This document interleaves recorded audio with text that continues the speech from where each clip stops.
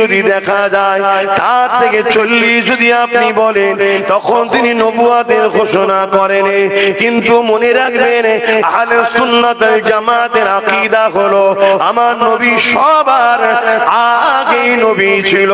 যখন কোনো কিছুই ছিল না, তখন আল্লাহ পাকের কুদরতি কাছে মুহাম্মদ রাসূল নবী ছিল। কিন্তু চাকরি জয়েন করে কাজ করেছে 40 বছর বয়সে। নবী দুনিয়ায় যখন এসেছিলেন তখনও নবী ছিলেন। বাপ আদম যখন পানি হাওয়ার সঙ্গে কাদা মাটির সঙ্গে মিশেছিল, তখনও মুহাম্মদ আরবি নবী ছিলেন। আল্লাহর আরশে আজিমকে যে 8 জন ফেরেশতা বহন করে রেখেছে, ওই ফেরেশতাও যখন ছিল না, তখনও মুহাম্মদ রাসূল নবী ছিল। আল্লাহর আরশ কুরসি যখন ছিল না, তখনও মুহাম্মদ রাসূল নবী ছিলেন। ওদিকে আলোচনা করছি না, আমি যে কথা বলছি, আল্লাহ নবী, নূর নবী, দয়া নবী দুনিয়া জমিনে আমাদের জন্য এসেছে মডেল। লাকাদ কানা লাকুম ফি রাসূলিল্লাহি উসওয়াতুন হাসানা। নবীকে আল্লাহ মডেল করেছে। উসওয়াতুন মানে হচ্ছে মডেল। নামাজ পড়বে কাকে দেখে? রাসূলুল্লাহকে দেখো। রোজা রাখবে কাকে দেখে? রাসূলুল্লাহকে দেখো। এমন করে হজ করবে কাকে দেখে? রাসূলুল্লাহকে দেখো। রোজা রাখবে কাকে দেখে? রাসূলুল্লাহকে দেখো। কন্যার বিয়ে দেবে কাকে দেখে? রাসূলুল্লাহকে দেখো। তোমার সংসার নীতি কেমন হবে? রাসূলুল্লাহকে দেখো। তোমার আত্মীয় জীবন কেমন হবে? রাসূলুল্লাহকে দেখো। তোমার অমুসলিমের সঙ্গে কেমন ওঠা বসা সম্পর্ক হবে? রাসূলুল্লাহকে দেখো। তোমার মাতৃভূমির প্রেমটা কেমন হবে? রাসূলুল্লাহকে দেখো। তুমি রাষ্ট্রপ্রধান হতে চাও? রাসূলুল্লাহকে দেখো। তুমি জনপ্রতিনিধি হতে চাও? রাসূলুল্লাহকে দেখো। এই যুবক রেখে দাও, রাসূল ছাড়া অন্য কাউকে আল্লাহ লিডার করে পাঠাইনি, নেতা করে পাঠাইনি। অন্য কাউকে অনুকরণ করাটা চলবে না।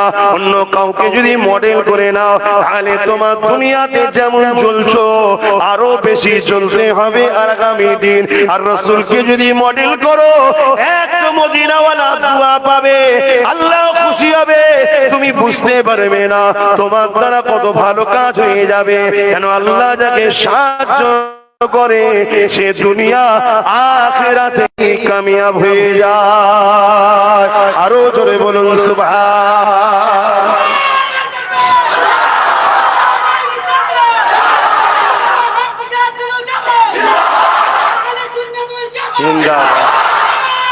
আল্লাহ।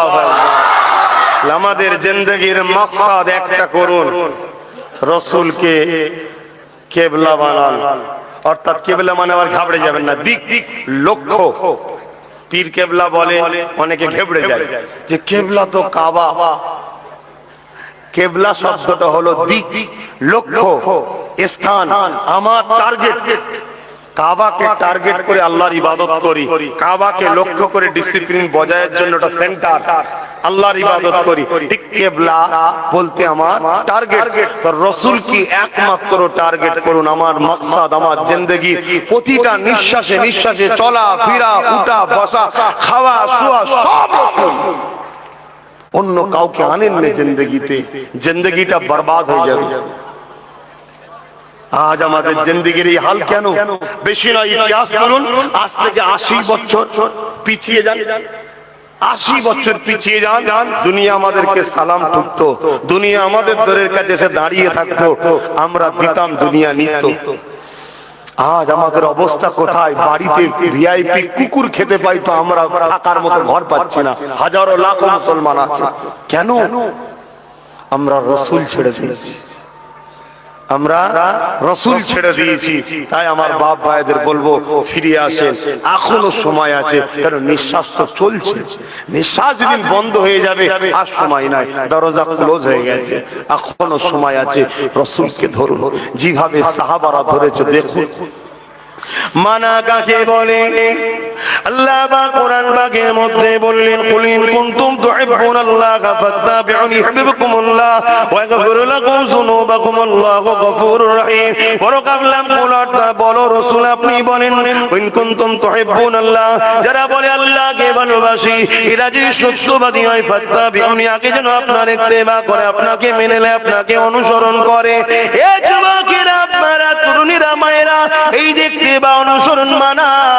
এই মানাটা কাকে বলে? এই মানার বিষয়ে একটা কথা বলি শোনে।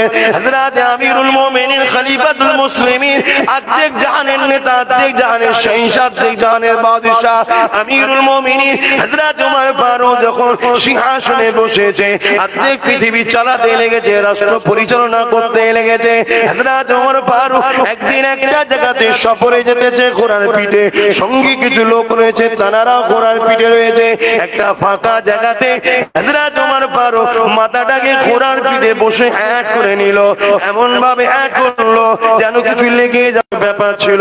আবার কাজ মিটিয়ে যখন সেই রাস্তা দিয়ে ফিরে আসে, সেম জায়গাতে আবার ওমর ফারুক মাথাটা হ্যাট করে নিল। সাথীরা দেখার পরে বলতে লেগেছে, ও হযরত ওমর ফারুক, বড় কৌতূহল হতে লেগেছে, এই জায়গাতে যাবার সময় আপনি মাথাটা হ্যাট করেছিলেন, আবার ফিরে আসার সময় ওই জায়গাতে মাথাটা হ্যাট করলেন, ভাই ওমর কারণটা কি জানতে পারি? হযরত ওমর বলতে লেগেছে, তোমরা যদি বিস্তারিত জানতে চাও আলাদা কথা, তবে আমি ওমর কেন করেছি শোনো।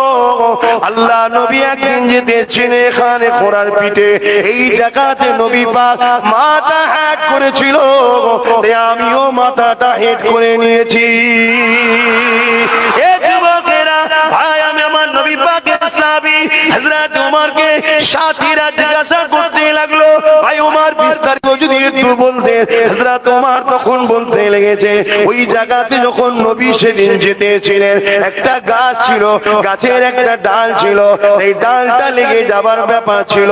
এই নবী পাক শিক্ষার জন্য, কারণ নবীকে তো লাগবে না, ডাল উঠে যাবে, কিন্তু নবী যদি না হয় সবাই হবে না, সবার মাথাটা ফেটে যাবে, তাই নবী পাক শিক্ষা দিবার জন্য করেছিল। এই ডালটা দেখে নবী মাথা হ্যাট করেছিল। সাথীরা বলতে লেগেছে, ভাই ওমর সেদিন গাছ ছিল, ডাল ছিল, মাথা হ্যাটের কারণ ছিল, আজ গাছও নাই, ডালও নাই, কেন মাথা হ্যাট করলেন? ওমর বললেন, বিস্তারিত জানতে চেয়েছেন তাই বললাম, সেদিন গাছও দেখিনি, ডালও দেখিনি, আমি সর্বসময় নবী দেখেছি, নবী যা করেছে আজও তাই করে যাচ্ছি।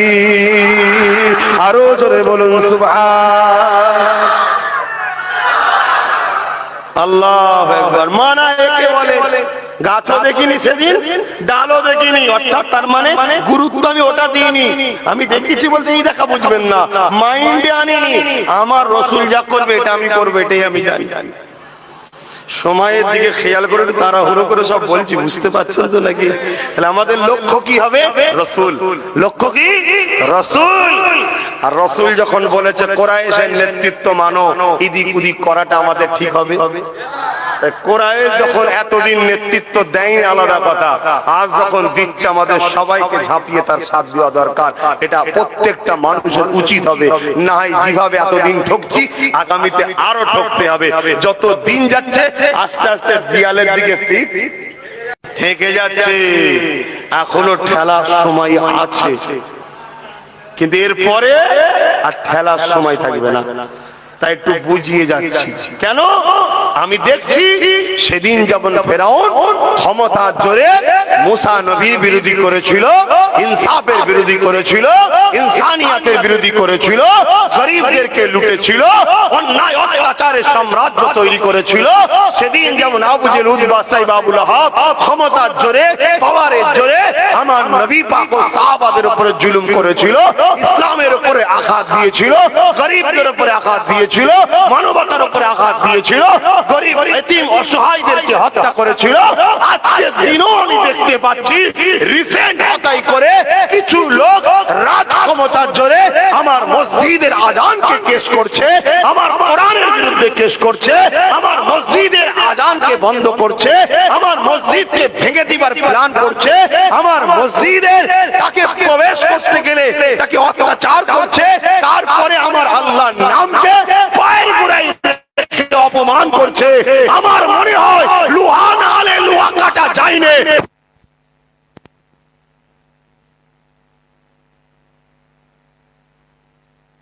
সুবহানাল্লাহ, আল্লাহু আকবার। Hello hello hello hello. আচ্ছা ভাইরা আমার, শুনছেন তো নাকি? এটা আমাদের দায়িত্ব আছে না? মুফতির ফতোয়া মুফতি ছাড়া অন্যজন কাটলে মানায়? এ কথা বলুন। তাহলে যে জায়গায় বসে আমার নবীর দ্বীনের আঘাত দিচ্ছে ওই জায়গায় আমার লোক না বসালে লড়বে কে? কথা বুঝছেন না? বোঝেন না? পীর সাহেব কিছু ফতোয়া দিয়ে, মুফতি সাহেব কিছু ফতোয়া দিয়েছেন, আম মানুষ যদি বলে এটা ভুল হয়েছে কেউ মানবে? আর একটা মুফতিজিদের ফতোয়াটা দলিল দিয়ে কাটে তবে লোক মানবে। যা ঠিক আছে, লোহা না হলে লোহা কাটা যা যায়নি।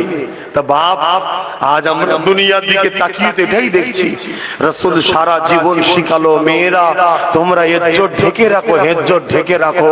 আর যদি আমাদের বেটিরা ইজ্জত ঢেকে স্কুলে যায়, কিছু লোকের বুকে পেন উঠছে, ব্যথা হচ্ছে, হিজাব খোলো। কেন? তোমার পড়ানোর সাথে হিজাবের সাথে সমস্যা কিসের? না, এতে পবিত্রতা আছে। তারা কখনো আমাদেরকে পবিত্র রাখতে চায় না, কারণ আমরা পবিত্র থাকলে আল্লাহ সাহায্য পাবো। আল্লাহ সাহায্য পেলে তারা আমাদেরকে লুটতে, জোরে বলুন, ভয় খাচ্ছেন নাকি আপনারা? কাপুরুষ বারবার মরে, বীর পুরুষ একবার মরে। মাঝে মাঝে তো দুঃখ লাগে যে আমার কওমের কি হাল হলো। হ্যাঁ, আমার কওমে দুটো বাচ্চা ছেলে কথা বলে যায়, শোনেন। হযরত মুআয আর মুআয দুটো ছোট্ট ছোট্ট বাচ্চা একদিন মদিনা নববী শরীফে নামাজ পড়তে গেছে। নামাজ পড়তে গিয়ে দেখে মদিনা নববী শরীফটাতে কয়েকজন বুড়ো বুড়ো সাহাবা ছাড়া আর কেউ মদিনা নববী শরীফে নাই। আল্লাহ নবীও নাই, যুবক সাহাবাদের দলগুলো নাই, শুধু কিছু বুড়ো বুড়ো সাহাবা রয়েছে। এই দৃশ্যটা দেখে ছোট্ট ছোট্ট দুটো বাচ্চা মহারাজ মুআয এসে আমার তিনার আম্মা জানের কাছে বলে, আম্মা জান আজকে মদিনা নববী শরীফটা এত ফাঁকা ফাঁকা কেন? আল্লাহ নবীকে দেখতে পেলাম না, সাহাবা হুজুরকে দেখতে পেলাম না, শুধু কিছু যুবক কিছু মুরব্বী সাহাবা রয়েছে। আম্মা জানের কারণটা কি? ওই সময় মা বলেছিলেন, বাবা ছেলে তুমি কি জানো না বাবা, ওই যে সন্ত্রাস আবু জেহেল, ওই যে সন্ত্রাস উতবা, ওই যে সন্ত্রাস আবু সুফিয়ান, ওরা বিশাল বাহিনী নিয়ে সুসজ্জিত যোদ্ধা 1000-এর উপরে সৈন্য নিয়ে বদর প্রান্তরে হাজির হয়েছে। আমার নবী পাকের পেয়ারা মদিনার উপরে হামলা করবে, মদিনার মানুষের ক্ষতি করবে, সাহাবাদের ক্ষতি করবে, মদিনার নারীদের উপরে জুলুম করবে, মদিনার পশু পাখি গুলো লুটে নিয়ে চলে যাবে। এই জন্য মদিনা ও মদিনাবাসীর ইজ্জত আবরু হক নাইকে জিন্দা করার জন্য আল্লাহ নবী সাহাবাদিওকে সাথে করে নিয়ে তাদের প্রতিরোধ করতে গেছে। ইসলামের জুলুম করা হারাম, জান বাঁচানো হলো ফরজ, জুলুম করা হলো হারাম। জুলুম কাকে বলে? কারো একটা অধিকার জোর করে নেব, একে বলা হয় জুলুম। আজকে মুসলমান ঘরের ছেলেরা 100-র মধ্যে 95% জুলুম করছে বা জুলুমকারীদের বন্ধু হচ্ছে। উভয়টা যাবে জাহান্নামে।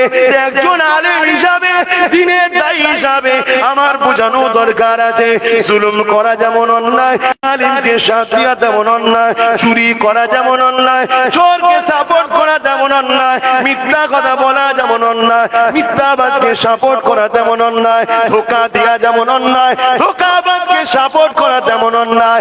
এই আমার কওমকে জানিয়ে দিয়ে যায়, এ আমার নবীর প্রেমিকেরা, হযরত মুআয আর মুআয দুই ভাই কথাটা শোনা যায় বলে, আম্মা বড়দের বড় বড় তরোয়াল হয়, আমার কি দুটো ছোট ছোট তরোয়াল হবে না? হযরত মুআয আর মুআযের কথা শুনে মা জিজ্ঞাসা করতে লেগেছে, বাবা ছেলে রে তুমি তরোয়াল নিয়ে কি করবে?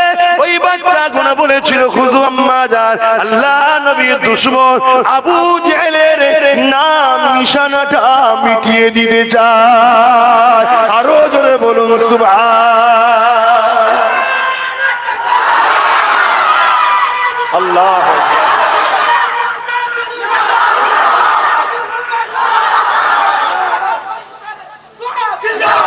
ভালো তারে বোঝেন, ভালো তারে বোঝেন, ইতিহাস আমাদের ঘরে জ্ঞান দেয়। পূর্বপুরুষদের ইতিহাস জানতে হবে, না হয় আজ বিড়াল হয়েছেন কাল ইঁদুর হবেন, তারপরে খাঁচায় ভরে নিয়ে যে খোঁজ দিয়ে মারা হবে। ছিলেন তো বাঘ, হয়ে গেছেন এখন বিড়াল। দুদিন পরে ইঁদুর করে ফেলবে। শুনছেন তো নাকি? আমার কথা বুঝছেন? আমি এতটুকু শুধু আপনাদের ঘরে করছি, সেটা হলো কি, একজন ধর্মগুরু ঘরের ছেলে বা পীর সাহেব ঘরের ছেলে বা পীরজাদা হিসাবে, পীরজাদা কাকে বলে?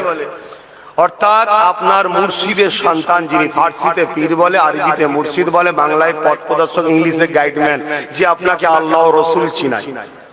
কথা বুঝে আসছে? অন্য কিছু নয়। সেই মুর্শিদ কেবলার ঘরের সন্তান হিসাবে আপনাকে আমি বুঝাচ্ছি। কেন বুঝাচ্ছি? কেন আপনারা হলেন বাঘ, বলতে ওই বাঘ বলছি না, কেন মানুষ হলো সমস্ত মখলুকের থেকে শ্রেষ্ঠ। জোরে বলুন সুবহানাল্লাহ। কিন্তু আল্লাহ হযরতে মাওলা আলীকে কি বলেছে?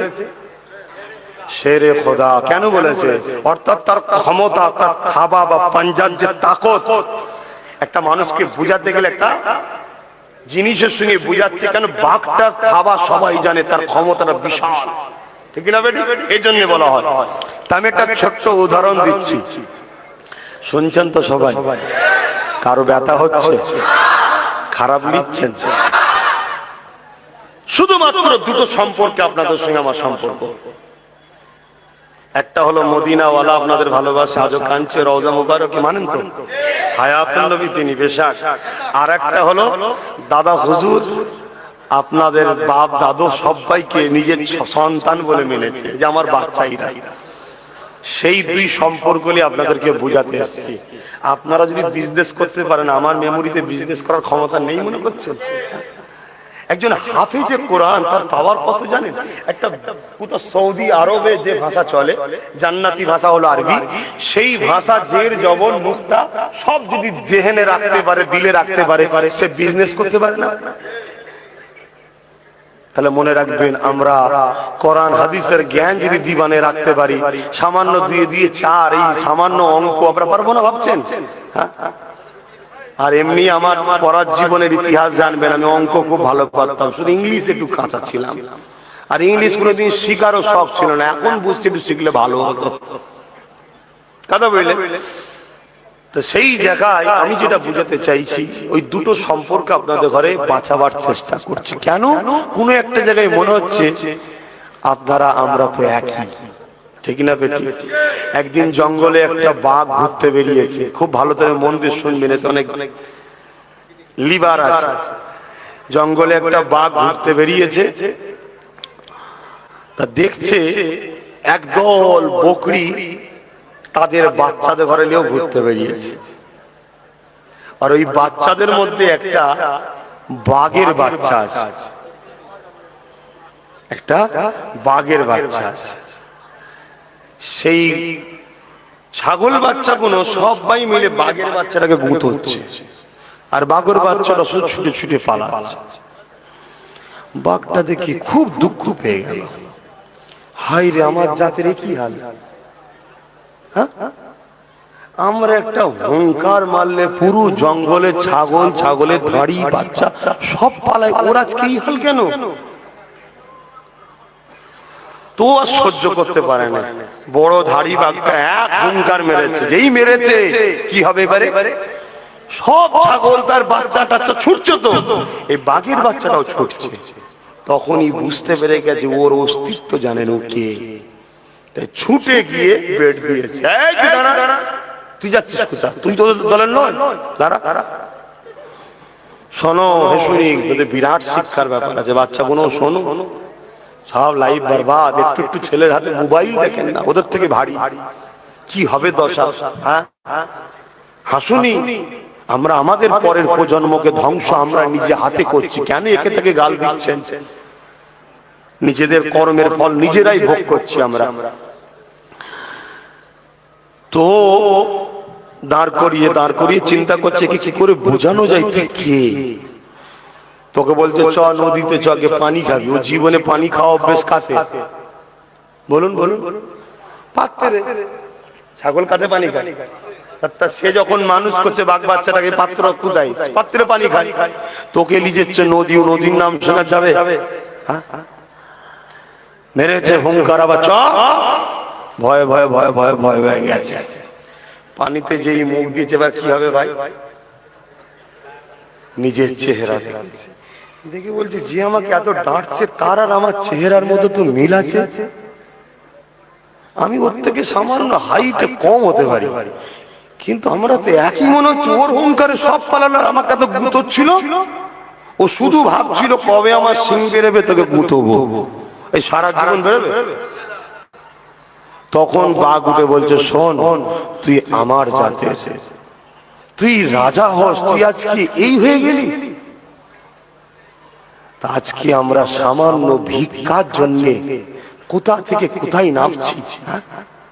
এর পিছনে কিছু বছর, ওর পিছনে কিছু বছর, ওর পিছনে কিছু বছর ঘুরে ঘুরি শুধু জিন্দেগি কেটে দিলাম। আর সবাই আমার কাঁধে পা, তোমার মাথায় পা, আমার বুকে পা, তোমার মাথায় পা, আমার খুন তোমার খুন, আমার পরিবার তোমার পরিবার, একে অপরে লাগিয়ে লুটিয়ে লুটে লুটে লুটে সারা জীবন এরা আমাদেরকে চুষছে। আজকে যদি শুধু চুষে থাকতো আলাদা কথা, আজকে এমন একটা কিনারায় দাঁড় করিয়ে দিয়েছে, সামনে থেকে একজন তরোয়াল নিয়ে ছুটছে, আর একজন ঘুমটা দিয়েছে, বলছে চলে আয়, আমি তোর আপন আছি, কিচ্ছু করবো না, চলে চলে। আমরা আপন মনে করে তার ঘরে ঢুকলাম, সে বেটা দরজা দিয়ে রেখে দিয়েছে, সামনে দাঁড়িয়ে আছে, কোনো চিন্তা করিনি। আমি এদের সবাইকে দেখছি, আমি এদের সব খাবারের ব্যবস্থা করে দিয়েছি, সব করে দিয়েছি, সব করে দিয়েছি, সব করে দিয়েছি। ও পেলে আমাকে জবাই করতে, এ তো শুকিয়ে শুকিয়ে মারছে। দুজনই আমার দুশ্মন না, দুশ্মন নাই। অতএব ঘৃণা যদি করতে হয় দুজনকেই করে, নিজেকে নিজের ঘরে থাকার স্বপ্ন দেখুন, নিজেকে নিজের পায়ে দাঁড়াবার স্বপ্ন দেখুন, নিজেকে নিজের আপনজন কোরাইশ বংশের বাচ্চার নেতৃত্ব মেনে চলার স্বপ্ন দেখুন। মানতে পারবেন? একজন কোরাইশ বংশের ছেলে অহংকার করছিনি, আপনাকে তো শিক্ষার জন্য বলতে হবে যে আমি শিক্ষক রে, আমি উস্তাদের, আমি পড়াশোনা জানি, কি আমি ব্যায়াম জানি, তোকে ট্রেনার হব, তোকে শিখাবো, এটা বলতে তো হবে। এটা কোরাইশ বংশের সন্তান হিসাবে বলছি, মেনে নেবেন? আমার নেতৃত্ব মানবেন? আল্লাহকে সাক্ষী রেখে বলেন মানবেন? কারা মানতে রাজি আছেন হাত তুলে লম্বা করে দেখাবেন। এই হাত সত্য না মিথ্যা? ধোঁকা দিচ্ছেন না তো? হাত নামান। তাহলে আমি আপনাদের ঘরে বলবো, প্রথম আপনাদের দায়িত্বটা আমার কাঁধে দিন। শুনছেন না? আপনাদের দায়িত্ব আমার কাঁধে দিন। কিসের দায়িত্ব? আপনার বাচ্চাদের শিক্ষার জিম্মা আমি নেব। আপনাদের বাচ্চাদের শিক্ষা, স্বাস্থ্য, অন্ন, বাসস্থান, থাকা, খাওয়া, পরনার কাপড়, ইজ্জতের সঙ্গে বেঁচে থাকবেন মাথা তুলে। তার জন্য আপনারা প্রথম আমাকে আপনাদের দায়িত্বটা দিন, যে আমরা আপনাকে হ্যান্ড ওভার করছি, দায়িত্ব দিচ্ছি, আমার পরিবার, আমার বাড়ি ও আমার গ্রামের দিতে রাজি আছেন? আল্লাহকে সাক্ষী রেখে বলুন, ধোঁকা কাউকে আমি জোর করবো না। যারা খুশি মনে দিতে চান হাত তুলে দেখান, হাত লম্বা করে তুলে রাখবেন। দিতে পারবেন? হাত না বান। কেউ ব্যক্তিগত ভাবে হাত নাও তুলতে পারে, একজন দুজন হতে পারে, বা এটাও হতে পারে হাত তুললে তার কিছু বাধ্যবাধকতা আছে। কথা বুঝছেন না? যে আমি ভেতরে আছি ঠিকই, কিন্তু এখন হাত তুললে আমাদেরই লস হবে। কোন জায়গায় আছি, ঠিক সময় ঘুরিয়ে দেবো, চিন্তা করবেন না। এমনও কিছু লোক থাকতে পারে না, পারে না। আমি জোর করছি না, কিন্তু দিলটাকে বলুন, দিলটাকে প্রশ্ন করুন। নবী বলেছে কোরাইশের নেতৃত্ব মানো, তাই কোরাইশ বংশ হিসাবে আপনাদেরকে বলি, মেনে নেন, মেনে নেন। আমি আপনাদের কাছে আপনাদের গ্রামটা চাইছি, আপনাদের বাড়িগুলো চাইছি। কি জন্যে? যাতে করে ছেলে ধরার মা এলে তাকেও বাঁধতে পারি, আর আপনাদের বাচ্চাদের পড়াশোনা, আপনাদের থাকা, আপনাদের নিরাপদের সাথে ইজ্জতের খাওয়া, ইজ্জতের থাকা, ইজ্জতের ভাবে বাঁচা। যদি মনে করেন যে না আমি পারছি না, তাহলে আপনি কাকে পছন্দ করবেন? কার হাতকে শক্ত করছেন? যে কিনা শক্ত হয়ে ক্ষমতায় এসে ক্ষমতার জোরে আপনার দিনকে মিটাবার ষড়যন্ত্র করবে, আপনার মসজিদের আজানকে কেস করবে, আপনার হিজাবকে বন্ধ করতে চাইবে, আপনাদের ঘরে বড় প্ল্যান করে গরিব করবে। কেন? যাতে গরিব হলে দুটো জিনিস আপনি বাধ্য হবেন, এক সুদ নিতে হবে, ওটাও হারাম, খেয়ে জাহান্নামী, আর নচেত ভিক্ষার হাত পাততে হবে। পুরুষ ভিক্ষা দিলে গোলাম বানায়, নারী ভিক্ষা দিলে শরীর চায়। মাফ করবেন, খারাপ নিলেও কিছু করার নেই। কেন?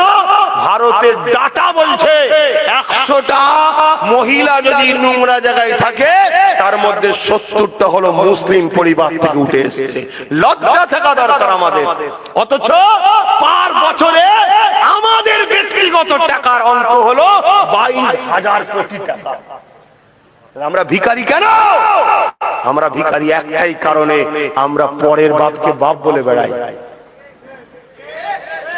অতএব যদি ভালো চান, একটা সুযোগ দিচ্ছি, পরিবর্তন হন। গ্রামগুলো আমায় দেন, আপনাদের হয়ে আমি আছি, দেখাশোনা করব, আসবো, যাব, সব দেখবো। যদি মনে হয় না আব্বাস সিদ্দিকী দ্বিতীয়বার আর বলতে আসবে না, আপনি উপজে উপজে দিতে চাইলো লোভ না। কেন? মরা ছেলে নিয়ে লাভ নাই, এটা শেষ চান্স, এর পরে আপনারা চান্স পাবেন না। আমি আপনাকে বলে রাখলাম, মিলিয়ে নেবেন, আপনি মিলিয়ে নেবেন, বেশি নয়, আর 2 থেকে 3টে বছর মিলিয়ে নেন, তারপরে আপনার চান্স শেষ। যেটা নিয়ে খুব গর্ব করেন তো, আমি যাকে খুঁজি দেবো, হুজুর কেন বলবে, ওটার গার গুড়া মেরে দেবে, চিন্তা করে নিয়ে আস, ও গুড়া মেরে দেবে। আর তুমি যদি এই সময় দাও, অলরেডি সুপ্রিম কোর্টে কেস করা আছে, একজনই করে রেখেছে, সেটা আমার ছোট ভাই। যদি এই সময় দাও, আরো যদি 2-5 হাজার দিরহাম পেয়ে যায়, 2-5 হাজারকে বলে তোরাও কেস করে রাখ, লড়াইটা একটু জোর হবে। কি গো আব্বারা, বুঝতে পারছেন তো নাকি? না আপনাদের কিছু কষ্ট হচ্ছে? তাহলে বাপ যখন কষ্ট পাচ্ছে না, তাহলে আমি আর বলছি না। কষ্ট পেলেন না, একটু বুঝাতে হতো। বুঝে যখন গেছে আর বুঝাবার দরকার নেই। আমি দুঃখিত, আমি বিদায় নেবো। কেননা ঈশান নামাজও আছে, আর আমার ভাই, আগেই বলেছি, আমার দাওয়াত 2টো ছিল, আমি 2টো করে মাহফিল করি, এর বেশি নিই না। কিন্তু আমার ভাইয়েরা হাজারো রিকোয়েস্ট করেছে, অনেক রিকোয়েস্ট করেছে, কোথায় গেল করেছে, আরো সব কোথায় গেল, ওই সব গেছিল। যাই হোক, সেই জন্যে আমি ফেলে দিতে পারলাম না। কেন? আবার ঘরের কাছে, বেশি দূর নয়, তাই আসলাম, একটু বললাম। 2-5 মিনিট আপনাদের দুনিয়াবি জিন্দেগির ভালোর জন্য আমি বললাম। কেন? আমার দায়িত্ব আছে ভাই। এ কম এত অশিক্ষিত কেন বলুন? এখানে এত লোক বসাচ্ছেন, কটা MA পাস আছে বলুন? একটু হাত তুলে বলবেন কে কে MA পাস আছে? দেখুন, বলতে পারছেন না কেন? কোটি কোটি টাকা থেকে কোনো লাভ নেই। আর ভিখারি হতো আমি বলছি না, যেমন অর্থের প্রয়োজন আছে, তার আগে ওই অর্থটাকে হিসাব করে কোন রাস্তায় খরচ করতে হয়, এর জন্য জ্ঞান থাকারও দরকার আছে। না হয় আমার দেখা বয়স অল্প হতে পারে, ভারত নয়, ভারতের বাইরেও দেখে নিয়েছি, আলহামদুলিল্লাহ। আমি আপনাকে বলে যাচ্ছি, হাজারো কোটি কোটি টাকার মালিক, হাজারো কোটি কোটি টাকার মালিক, সব সম্পদ নিলাম হয়ে যে জেলে বসে আছে। অতএব বাচ্চাগুলোকে পুলিশ বানাও, জজ বানাও, উকিল বানাও, IPS অফিসার বানাও, যদি তোমরা টিকে থাকতে চাও। যদি মনে হয় যে আমরা কোন রকম কাটিয়ে দিবার পরে আমার বাচ্চারা জাহান্নামে যাবে, দেখার দরকার নেই। শুনে রাখো, তোমাকে আল্লাহ আগে জাহান্নাম দেবে। কেন? এই বাচ্চা তোমার হতে পারে, কিন্তু সৃষ্টি তোমার নয়, সৃষ্টি হলো আল্লাহ। বাপ হিসাবে ছেলের উপরে যতটা না দয়া, তার থেকে হাজারো কোটি গুণ বেশি দয়া আল্লাহর তার সৃষ্টির উপরে। এই বাচ্চাটা হাফেজ হচ্ছে, এই হাফেজ হওয়ার পরে ধান্দা কি? মেন্টালিটি তৈরি হয়েছে, একটা মসজিদ খুঁজতে হবে 2,500 টাকা, আর কোন জায়গা থেকে ভিক্ষা হয়তো আরো 2,500, 5,000। আল্লাহু আকবার, নামাজ পড়াবো কেন? এই বাচ্চাটা যদি আরবি কোরআনটাকে পুরো দিমাগে সিনায় রাখতে পারে, তাহলে ব্রেনটা কত স্বচ্ছ পরিষ্কার। এই বাচ্চার পেছনে আমাদেরকে গাইড দেওয়া দরকার। এই হাফেজে কোরআন হওয়ার পর এরা পলিটিক্যাল সায়েন্স পড়বে, সমাজের MLA মন্ত্রী নেতা হবে, কোরআন পড়বে, আল্লাহ দ্বীন কেউ জানবে। কখনো কোনো মুসলিম হিন্দু কাউকে লুটবে না, কারণ লুটা হলো আল্লাহর আইনে হারাম। যার মধ্যে আল্লাহ থাকে সে লুটতে পারে না। জোরে বলুন সুবহানাল্লাহ। কিন্তু আমার কম তো হাফেজকে ঘৃণা করে, আমার কম বলে হাফেজ সাহেব মৌলভী সাহেব আবার এইখানে কেন? তোমরা তো পানিতে ফু দেবে, আমরা হারাম খাওয়ার পরে পেট ফুলবে যখন। আমার কম বলে না, বলে না, স্টাইলকে চেঞ্জ করুন, স্টাইলকে চেঞ্জ করুন, না হয় সেদিন বাকি নেই, জানাজা পড়ার লোক পাবেন না। যদি বলেন কেন আপনারা কি স্ট্রাইক করবেন নাকি? না বন্ধু, আমরা কেন স্ট্রাইক করব? আমাদের দিলে আল্লাহ আছে, আমরা দুশমনকে পানি পান খাওয়ানো অভ্যাস আছে। কিন্তু ইতিহাস বেশি দিনের নয়, আজ থেকে যখন ব্রিটিশ এদেশে রাজত্ব করত, যখন ফুরফুরা, দেওবন্দি এবং তাবলীগ জামাত, এই তিন দলেরই ইমাম হযরতে আব্দুল আজিজ মুহাদ্দিস দেহলভী রাহমাতুল্লাহ আলাইহি যখন বলেছিল ব্রিটিশদের বিরুদ্ধে লড়াই করতে হবে, তখন ব্রিটিশরা দেখলো মোল্লা যখন খেপেছে, এটাতে ইমানি জোরে খাপবে, একে তার পয়সাতে কিনা যায় না, একে তো লুটা যায় না, একে তো দমিয়ে দেওয়া যায় না, একে তো কামানের সামনে বসিয়ে উড়িয়ে দেওয়া যায় না। কেন এরা কামানের সামনে, বন্দুকের সামনে তখন দাঁড়ায়, এরা জান্নাত দেখতে পায়, তাই মরার জন্য এরা আরো উৎসাহিত হয়। তাই তারা এই ভয়েতে তৎকালীন সময়ে আর দিনের উলামা কিছু কম বেশি 50, 60, 70 হাজার উলামাকে মেরে দিয়েছে। ওই যখন মেরেছে, শুধু উলামা মানে নে, কারো মুখে যদি একটু দাঁড়িয়ে থাকে মৌলভী সাহেব মতো লাগে, তাকেও মৌলভী সাহেব মনে করে মেরে দিয়েছে ব্রিটিশরা। এত আলেম হাফেজকে মেরেছে, জানাজা যখন হয়ে গেছে 20, 30, 50টা গ্রামে কোনো মৌলভী সাহেব খুঁজে পাইনি, তাই জানাজা পর্যন্ত পড়াতে পারেনি। তোমরা যদি না জাগো, কাল এরা আমাদেরকেও মেরে ফেলবে। দেখছেন না আমার মরহুম বাপটাকে গাল খাওয়াচ্ছে, পীর আল্লামা হাবিবুর রহমান সিদ্দিকীকে গাল খাওয়াচ্ছে। হাবিবুর রহমান সিদ্দিকী কি করেছে? সে তো মানুষের জন্য দোয়া করেছে। সে আজ যতদিন ছিল দ্বীনের খেদমত করেছে, যে যতদিন ছিল মানুষের কাছে কাছে কওমের কথা বলেছে, দোয়া চেয়েছে কল্যাণের জন্য। আজকে সেই ব্যক্তিটা মারা গেছে, তাকেও আজকে গাল পাচ্ছে। কিসের জোরে? এদের পাওয়ার আছে, পাওয়ার। ওই পাওয়ারটা আমরাই এদেরকে দিয়েছি। এদেরকে যদি আগামীতেও দেন, আল্লাহর কাছে আপনাদেরকে জবাব দিতে হবে বলে দিয়ে গেলাম। তাই আপনারা পরিবর্তন হন। এই সকল সন্ত্রাস, জালিম, ইসলাম বিরোধী, কোরআন বিরোধী আবার আপনারা ফলো করেছেন কি জানি না। কেউ বক্তব্য দিতে দিতে, চাচাকে তো শুধু গাল পেরেছে একজন, তা শুধু নয়, কেউ আবার বক্তব্য দিতে দিতে বলছে